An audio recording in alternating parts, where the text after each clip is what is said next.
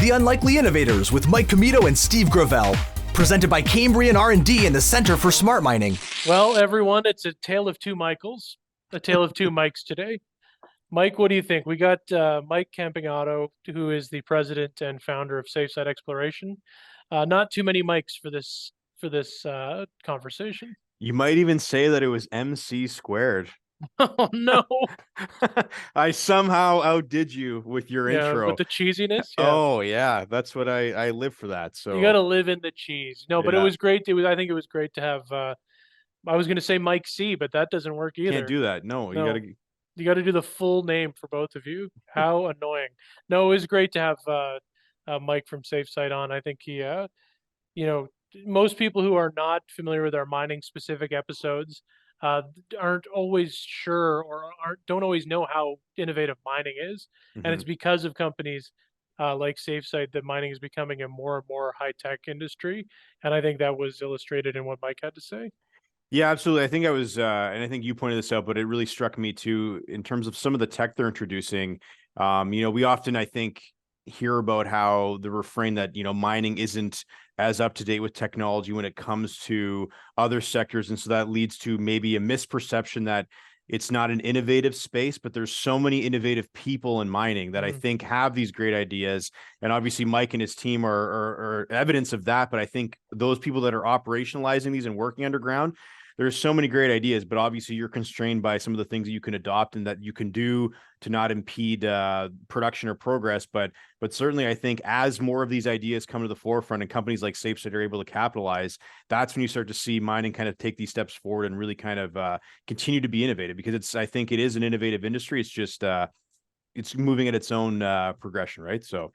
Yeah, and to hear how innovative it is, we're now going to Mike Campigotto. We're back, and we're now joined by Mike Campigotto. Mike is the president and founding member of Safesight Exploration, a graduate of University of Waterloo's Math and Computer Science program. Mike has had an extensive career in technology transformation.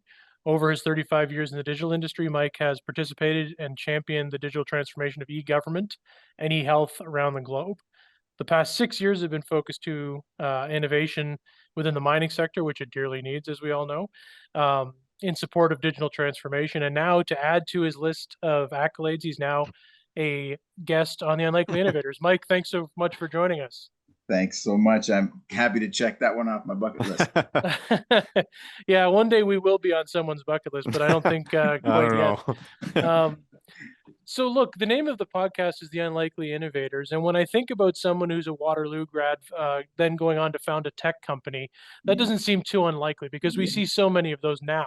Yes. But can you talk about, the Waterloo experience and then how, you end up owning a tech firm, but there's lots of interesting stops along the way. Sure. Yeah. So I was a Waterloo grad. I graduated in 84. So it was a while ago. And I did not jump into the entrepreneurial space out of the gate. I worked in the private sector for a while, and then I worked in the public sector for a while. Following, I was a programmer. I mean, my education at Waterloo was mathematics and combinatorics optimization theory and computer science. And the computer science part for me was natural, so I became a programmer, and and then just went into the programming sort of job cycle. But back in 1999, I'd always had an itch to sort of do something on my own. And in 99, I started a consulting company that was management consulting. That was my gig. I was an advisor in the provincial government at a tech level for a long time, and I just spun that off. But in doing that, I started to hire people to build solutions for the web. Cloud-based stuff back in the 2000s, and it became more of a tech company than a consulting company. And I sold that in 2010 and went and sat on a beach for 5 years, and had no intention of, got the T-shirt. I was done, but I got a couple calls from mining sector folks who were looking for a strategic consultant. I started to strategically consult.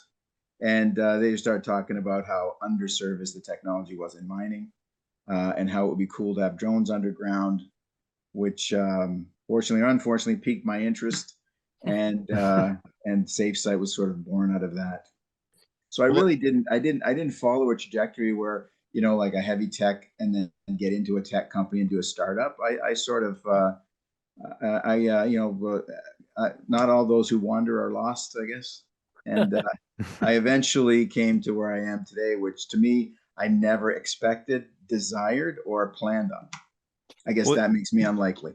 yeah, in some ways for sure. And that's kind of like the next question I had for you was obviously, I think, that period where you're on a beach, like that's a pretty, you'd have to be enticed by something pretty significant, I think, to lure you away from that, to go into mining consultancy, as you'd mentioned. But what was it about, technology and particularly drones and mining that really kind of drew you into it full bore so that you wanted to found, Safesight? Like, and because I obviously know that you were pulled back into it, so to speak, Yeah. but what made you, I guess, really want to stick around and found that company? Well, I think it started gradually. I had, after about 5 years, back in about 2015, I started to, just want to give back. Like, I'd been very fortunate. And so I started coaching young entrepreneurs. I started to mentor companies in Sudbury and North Bay in the tech sector, just to say, hey, I've got lots of scars. Let me share them with you. Which I would advise anybody getting advice from anybody. The first question is, can I see your wounds? If they have none, I don't know. Check the resume. But anyway, I started to do that, and my name got around a little bit, and that's when someone reached out. I had always wanted to do something on the side. My kids tell me I'm undiagnosed HD or whatever, HDDD, whatever the heck you call it, and yeah. you got it. And I'm also a bit of a work fanatic, so I couldn't sit still. And that's how I kind of started poking around. Then people got my name, asked for some help. I gave them help. The thing that really attracted me, though, is the amount of good that could be done because of the lack of digitization in the sector. For me, it was a lot of deja vu. Back in '85, I was working, or sorry, I guess it was 95, I was working on transformation of the public sectors, courts, correctional facilities, and the OPP. And it was interesting to participate and watch that. And mining was at the point that those sectors were back in the 90s. And so I knew there was a lot of dramatic good that could be done, especially when you think about this stuff isn't for the technology that we've developed isn't just for productivity. It's life-saving. It means someone gets to go home at night. So that was attractive to me, and it was also attractive from a business perspective that the digital, if you think about the digital curve, the progression of technology, and you think about say 1995, 1990, when cell phones were the size of a Kleenex box, and where we are today. Well, the mining sector is at the bottom of that digital exponential curve. And so I knew that anything that we would invent would only be in its infancy. And we could see the impact from a safety perspective, the productivity impact, and the value proposition from a corporate perspective, because really we want to just grow jobs. We want to create jobs in our community.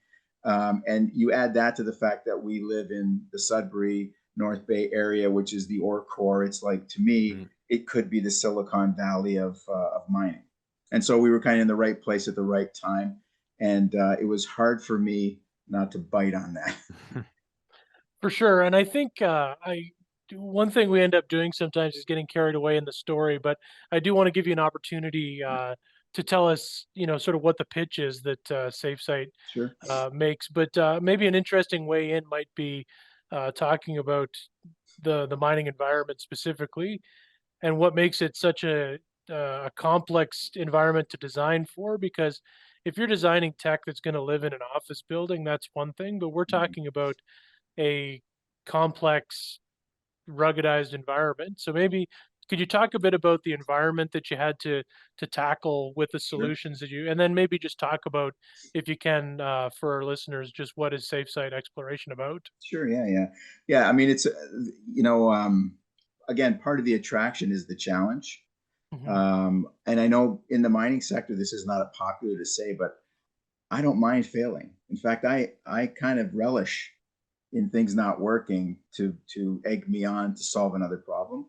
But in the sector, there's from an operational perspective, mines have to go deeper to be cultivating all of the mineral possible on an existing site. That depth means a higher operating cost when there's people there, air, water, etc. So from a business perspective, they're driven to find ways to automate. That's why there's a big move to a lot of the EV vehicles, because of the gases that result from diesel and other fuel-based equipment goes away. So they had that requirement, but I think again on the business side, very, very traditional leadership, not willing to embrace change rapidly, very cautious. Typically for us, we get this speech: we want to be second to be first, not first to be first. Which is really tough when you're doing something leading edge, because if no one's first, then no one's ever second. So that was a challenge. And then on top of that, let's talk the environment. Think the moon or Mars. That's where you're operating. The only difference is that we get to breathe, but there's no GPS, there's no light. It is wet, damp, cold. It is a harsh operating environment. The miners, God bless them, are not genteel. They tend to throw, whack, and stuff. And so it's a very, very, I guess, aggressive, harsh environment. So we had to compensate for all those things. And I liken back to an early discussion I had with somebody in the industry who was, interested in what we were doing, was already in the industry, and said, stop by the office, tell me about what you're up to. And we described an underground drone that would map and survey in that environment. And after our pitch, he said to me, it's never going to work. It's never going to work. You got floating dust. You got floating metal in the dust. You've got water. You've got humidity. It's dark. It's cold. The miners are aggressive with the equipment. It's not going to go anywhere. And I learned a long time ago as an entrepreneur, if you listen to people like that, nothing would ever get invented. But he was correct in his assessment that, yes, all those things were true, and every one of them had to be overcome. I think the best analogy I can give folks who might be listening is, if you watch The Martian, that is one of my favorites, Mike. One of my favorites. Me too. Yeah. That is our story. I mean, we didn't have to, solve one problem after another, and we get to live and go home. But essentially, every time we figured something out, we found another thing that was an obstacle to us being successful in delivering what our vision was for that utility. So that really was the environment. We fixed one thing, and all of a sudden, well, wait a second, we just went another kilometer underground. Now the barometer is a problem, air pressure is a problem. We got to redesign for that. We're about to deploy in South America, and altitude will become a challenge. Drones that fly here don't fly up there. And so it's just one thing after another, but that is both the best of times and the worst of times for our team. Watching, I read The Martian for the first time in the summer, and then finally watched the movie for the first time. And it was a humbling experience because it made me realize how quickly I would perish if I were plunged into a situation like that. It really made me appreciate the engineers we have on our staff more, because I certainly would not have had the mind to engineer my way out of so many problems and get back, right? So exactly, 100%. And I think that's like, I'm not an engineer, but I do get joy out of watching our engineers struggle and solve things. And, as I mentioned in some of my notes, I try and pound them into Imagineers, but they got to start, I guess, at the engineering level. Yeah, I think when I think about mining, I think about The Martian, like as you put it. I've thought about that before. And then I also think about like Apollo 13, because yes. And I mean, same vein, right? Like making something out of nothing, adapting things that weren't built for something into something that works. And that's what we find all the time, because you could buy off the shelf components, and then you're trying to build for something that they were never designed for, right? And that's what I think mining innovation is right now. That is 100% right. Yeah. I mean, I often say that to people, if you take the generational um, resource pool that I draw from, that our company draws from, and the mining sector and the situation we're in. It's like if Google and NASA had a baby, it would be our staff.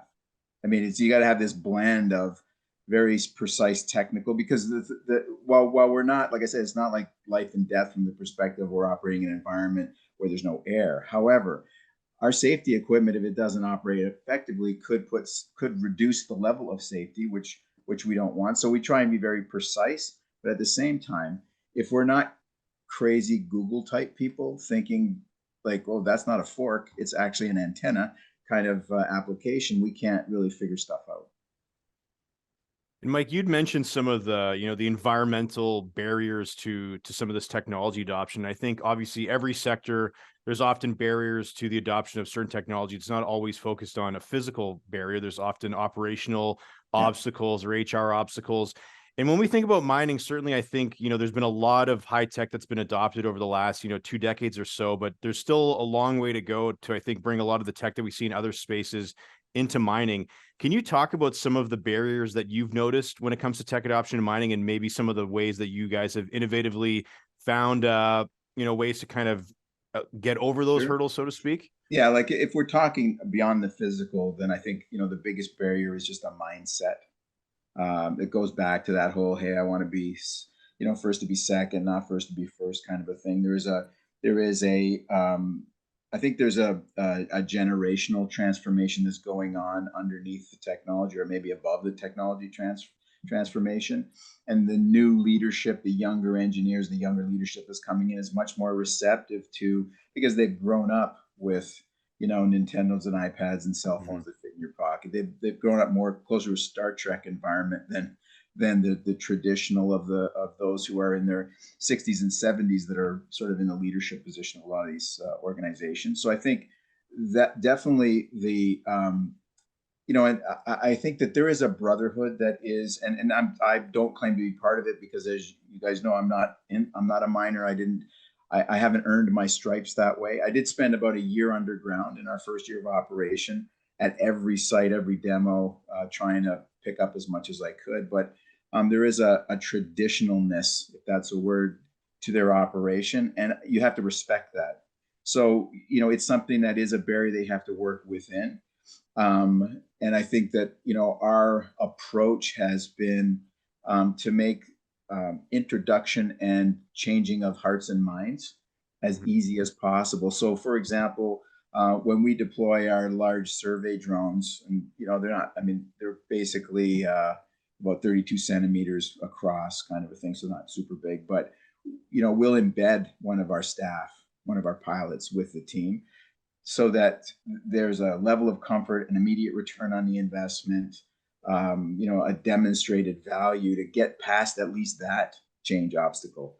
And we hope that immediate return on investment will then help leadership embrace the whole idea. A simple example: traditional survey methods without drone technology, one stop, and I don't know if the listener base has a familiarity with it, but if you think of a giant cave underground, when you survey that cave, just see how big it is. Traditional method, it's about a 45-minute exercise. And when you do that, something occurs called shadowing, because you're basically taking a little unit and putting it on the ground at the bottom of the cave and taking an X-ray, and it only reaches so high. So tend to have gaps. It's like looking at an X-ray of your body and missing an arm or missing a leg. And that creates kind of operational downstream problems. When you do it with a drone, it's not 45 minutes, it's a minute and 50 seconds. And there is no shadowing. There's 99% coverage because the drone's flying all over the place. So the lasers and the X-rays reach everywhere. So we try and make sure that those benefits that have downstream positive results to tons per day and grams per ton, which is music to any miner's ear, that happens immediately. And then you can kind of get people to go, okay, you know what? It's not the way we used to do it, but I'll give you a shot. And that's really at every level, at the operator level. I often remind clients that you can't change the work and not change the worker. And so we start there at every level and really try and get people to embrace what is a new thing. And like I said, the younger guys, they eat it up. And as you go up the tree and the age goes up, it's a slower, and it has to be a more intentional and demonstrated result, or you're not getting anywhere. Yeah, I had a really visceral drone specific experience that last piece of what you just said sort of illustrates that. We have a drone that we do some photography with here at the Center for Smart Mining. Mike is the one who Mike Commito in this Yeah. case was the one who introduced it to our team. But then I brought it home on the weekend a few weekends back, and I grew up playing video games, right? It did not take long for me to Yeah. understand how the controls worked, and then I gave it to my dad, who's a diesel mechanic essentially, and has worked in the mining sector forever, and he was very hesitant, and eventually could pick it up and move. And then I gave it to my 5-year-old nephew, and it was the Oh yeah. easiest thing you've ever seen. He could fly. He had it in sport mode, Yeah. flying it around, right? So, Yep. I mean, that's what I think that's going to creep into mining, Yes. like no Absolutely. matter what, right? Absolutely. So Inevitably. and if you're a tech company now, then you basically have to understand that, I tell our folks and I tell young organizations and inventors, how long can you tread water?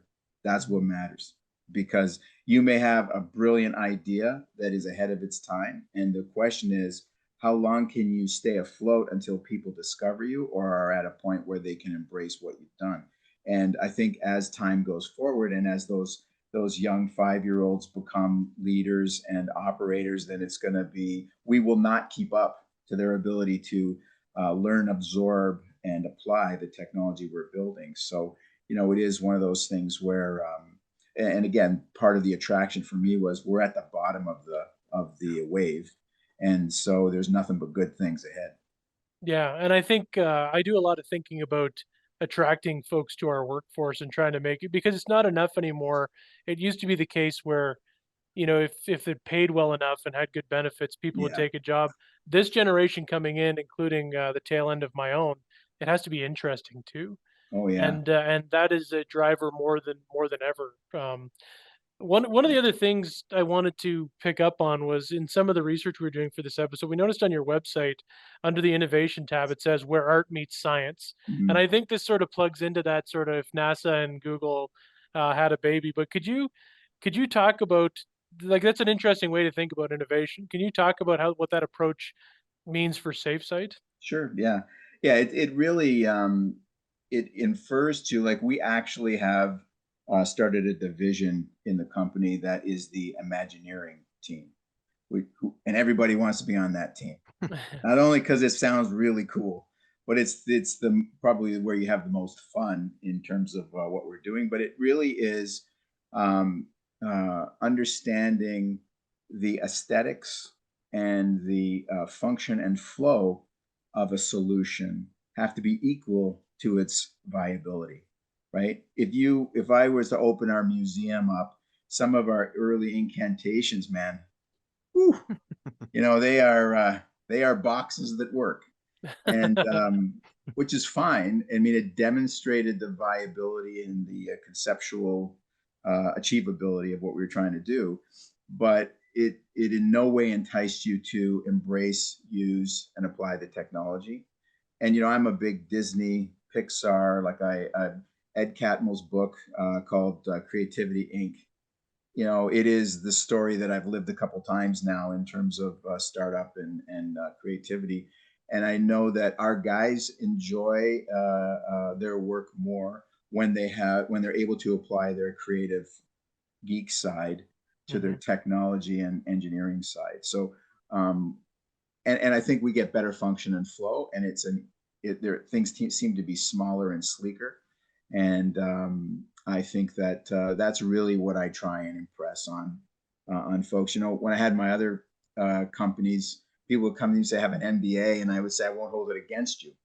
And I say the same thing to engineers. It's like, I've got an engineer in this. Yeah, I get it. I won't hold that against you. What I want is more than that from you. And I think it gives everybody something to strive for, and it certainly creates a lot more fun.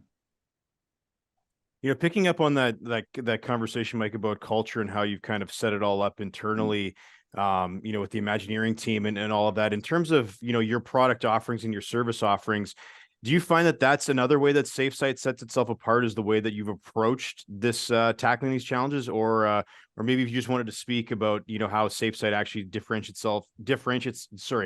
differentiates itself from other products and service offerings on the market? How much of that is hardware versus, the culture kind of seeping into the way you guys just deliver your business? Yeah, I mean that's a good question. I think it's a few things. That certainly is one of them. I believe that our trying to put like I think that as we've deployed versions of the solution out, I've watched clients go from wow that's pretty cool to oh my God, can I play with that? And a lot of it is that look and feel, but I also think that we've set ourselves apart in two other ways. One is we've been sensitive to cost, to disposability of the technology. So, for example, our mine rescue drone for emergency response is at a price point that's disposable. Most sites would not bat an eye at losing that in a fire or losing it in the act of trying to do search and rescue. I think that's really important. And then I think our biggest differentiator over and above what I would say is, our functionality and some of the features we have is the back end of the offerings that we have, which is, I tell our clientele that I'm going to work for your business after I have it, like I don't have it. And that means responsive and reliable technology. My previous career in consulting was around service availability and reliability in the public sector, in health and in policing. So you can't put technology in place that's not going to work for a day or two. It has to be like a light switch utility. And we take the same approach to our technology. When we deploy technology, we make sure that if it goes down, we can bring it back almost in 24 hours. And sometimes that means we just ship you new technology and give us the old one back, we'll fix it, but you're never out of service. And I think that service availability and reliability and our commitment to it is a big differentiator, where some of our competitors, that unit has to be shipped to the state side or farther for maintenance folks to take care of it. Since we design, build, and manufacture everything, it comes to us. And we have backup capability so that the client is never. I look for 4 nines reliability, and to a lot of miners, they go, "What are you talking about?" But in the tech sector, if I say it's 4 nines, then people understand that that's it's down for an hour in the course of a year, and so that's I think a big differentiator for us too. It's thinking that works exactly with the motivations that are in the mining sector Sure. on the fear of downtime, right? And I think Absolutely. and they have a really good understanding of the cost of downtime. So I mean, you actually, in your sales pitch can give them concrete numbers back when you're looking to assuage any of those doubts about downtime, right? Yeah, 100%. And I learned early on when I was, I'm not a small fella and I'm not a young fella. So lots of times I'd go to site for indoctrination and they'd think that I was a retired miner just coming back to do something on the side. And they'd say, how many years you got in? And I'd say, I don't know. Can we count it in months? And they'd go, but one thing I learned early on was you do not interrupt the cadence of the Yeah, process yeah. of, blast, muck, survey, blast, muck. Do not do anything that's so if you put a solution in place and you say, well, you're going to have to wait, or we're lengthening the duration of one of those steps, the door is to your left. Don't let it hit you in the ass on the way out, kind of thing. So I think that understanding that driving a high level of availability and reliability in the tech really for us, I think is a big differentiator. And I'm just in the process of reviewing a blog post that really just looks at 3 years worth of our service and totals the downtime of some of our drone technology in that window for a couple of clients. So, That's really valuable. mhm. I think so we ask this a lot of our guests, but in some ways I want to say what's next for Mike, but I also want to say what's next for Safesight. As you mentioned at the outset, in the adoption curve, mining is really in its infancy even now Yeah. in a lot of areas, especially around digital technologies. So saying what's next, you might say, I'm moving on to the next big challenge of mining, but to the extent you can, Mhm. what do you think is next for Safesight as the sort of next big thing you'll be going after if you can? Sure. Yeah. Well, I think that, certainly there is the continued evolution of what we have. That's kind of an obvious thing in any roadmap. We have some interesting new ideas to add to our mine rescue portfolio to make extend the resilience of rescuers beyond the respirator type thing. Mm, So I think that'll be super interesting. We really want to create the first Rumba for mining. And so it would essentially be put this in a drift somewhere and tell it what you want it to do. And while you're sleeping, it'll wake up and survey and check things out and park itself again and send the data to surface for you. No miners required. So that's really where our goal is. We're working on simple things right now. Well, not simple, I guess, but evolutionary things like discovery type features where with an operator, the drone will sort of nose around and discover where things are. So those are some of the basics. But we have sort of three pillars of digital technology. There's the mapping and the surveying that I talked about. We're also transforming shaft management and the way shafts are measured and managed. We have the first digital alignment capability for shaft guides. Like traditionally, that's a big event, and sometimes you have to use plumb wire and all kinds of crazy stuff. We can do it digitally, no people in the shaft, and probably in hours, not weeks. So that's one of the big things we'll be continuing to evolve and put in the industry. So lots of exciting stuff. And we've had one of the things that's been great about the company and the interaction with the sector is people come to us all the time and say, is there any way you could invent something that does this? yeah, yeah, And yeah. and I have to put handcuffs on to say, oh, man, would I love to bite into that? But we just put it, we got a book and it's like, okay, well, that's going to be something that we'll pull off the shelf and Imagineer at some point. Well, it's one thing about mining. You always get these super specific, and then these requests for customization or solutions, and then you got to really think like, is this something worth going after? Because you have to be like a tiger, you have to be able Yeah, to do that equation, that this is an opportunity that has enough calories, in this case, money, to 100%. be able to go after, right? And if it's at one mine or one level in one mine, it's like, oh man, that's a really cool challenge, but it's really we can't get out of bed in the morning for that, Yeah, right? exactly. I think my hope is that we will generate enough financial success that we can pursue in our Imagineering team those kinds of things that maybe could make a big difference, but from a dollars and cents perspective, the return may take a lot longer than you would traditionally want. And I think that's something that I hope that one day we'll be in a position to do. I mean, the one of the things that's interesting or that I should mention is that I can't say enough about how you want to talk about unlikely innovators. There are folks, several who I'm thinking of right now, who are operators underground. These are surveyors, they're safety managers. They have so many great ideas. They have innovation potential that is untapped in the industry. Mm, And we're fortunate enough to work with several of them. And they will say to us, what really would make a difference? And it's like, well, I never thought of it that way. And then we're the advantage we have is that, we're paid to figure it out, whereas they just observe it, but it's not something that is in their duties as assigned, so to speak. yeah, that's interesting, right? Because it's the industry that's not innovative. It's not the people. The people don't Oh, have yeah.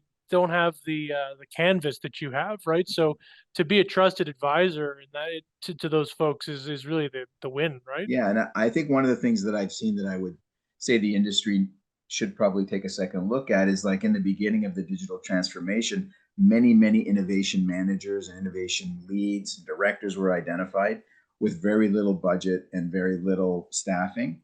So they were able to cultivate good ideas, but if you look at any inventor or anybody who's an entrepreneur, ideas are easy. Hmm. Making them real, well, that's another story. Yeah.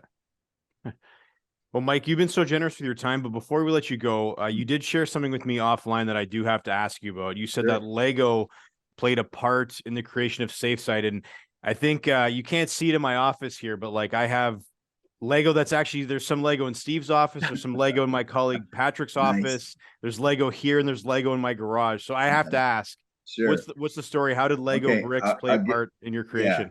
happy to talk. So I need to give you a little backstory. So after I retired, part of my jam back in the day, my other company was facilitation, strategic plans for governments, countries, etc.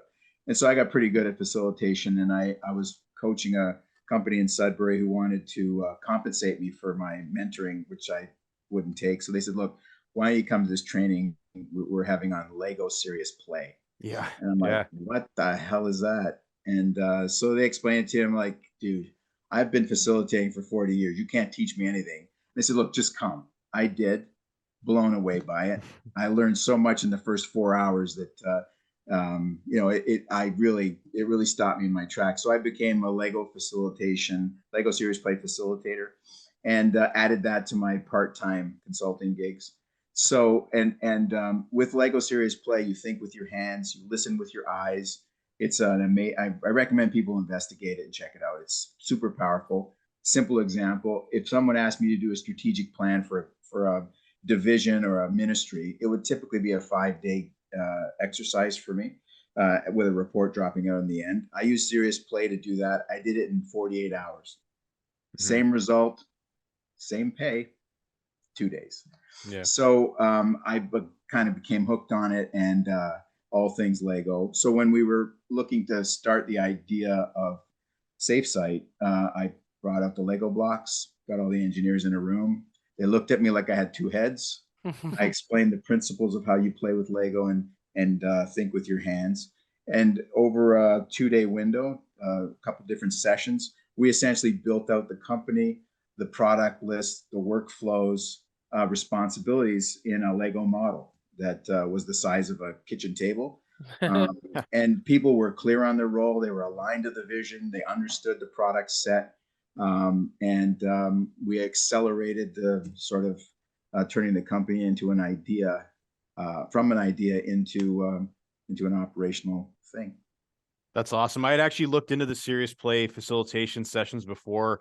I wanted to take to go and learn about how to do it, but it didn't work out at the time. But it's definitely in the back of my mind. It's funny because we have once a year we'll have a partnership night here in the Glencore Center for Innovation at Cambrian, and in our boardroom we'll have all sorts of different things. Like this past year we had 3D printing pens, which are pretty cool tech, and then you had a bin of Lego, but everybody just loves the Lego, right? Like the pens are great, and we last year or before the pandemic we had those little Ozobots where you can make the track and the robot will follow the track, but still Lego's always the hit.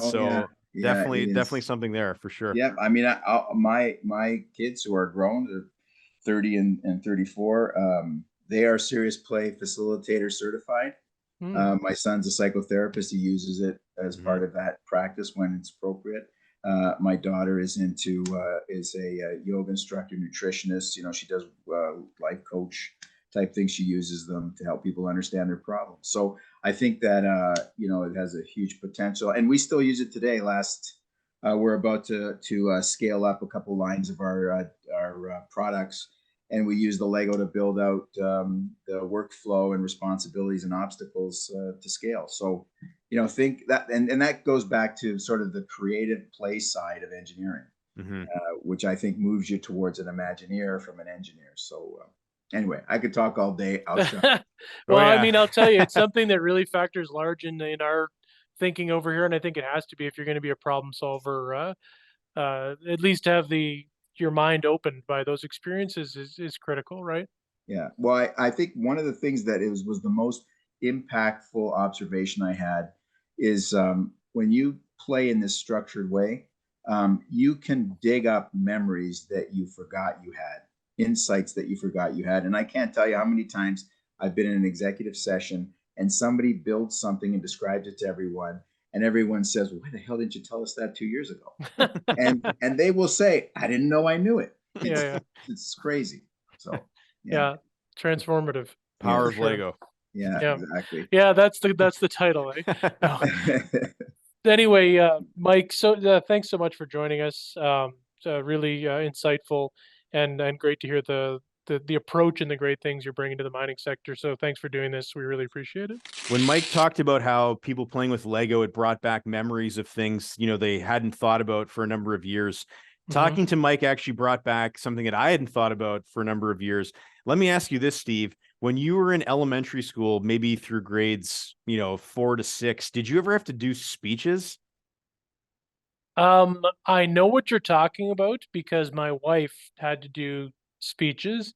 We didn't have to do speeches, oddly, but I've heard that from a number of people about these speeches.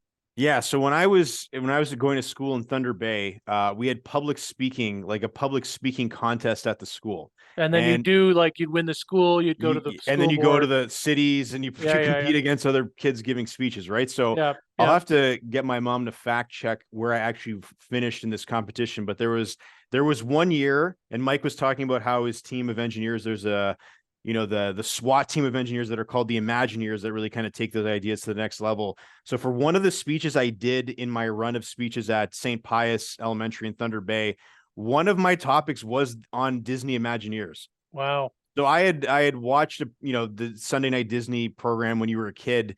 Before one of the movies they aired that night, they did a little episode on all of the work that goes into creating the rides at Disneyland and how they do all of these things, right? And so I actually ended up basing my entire speech that one year around what it is to be an Imagineer, what that job is like. And the thing that I was thinking about as we were going through that conversation with Mike, not too much because I was focused on what Mike had to say, was how did anybody make a speech in like grade 5 in 1998 or whatever it was without having access to, like, I don't even know how. I'm sure we taped that episode, and I went back and like watched it a few times and then made notes. But like, it boggles my mind now that obviously, if I wanted to do a speech on the Imagineers today, I could do it quite easily. Do a Google search, I'd probably find a documentary, probably find all these other things. But anyway, all that to say, I don't think I won.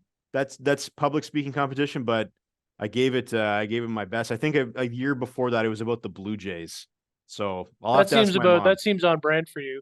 And of course, if we do find that footage, it'll be appearing at the end of the next episode of the Unlikely Innovators. But what I will say is this: who did win the city championship is my wife, Tanya Twahima, the quiet Finlander from Long Lake.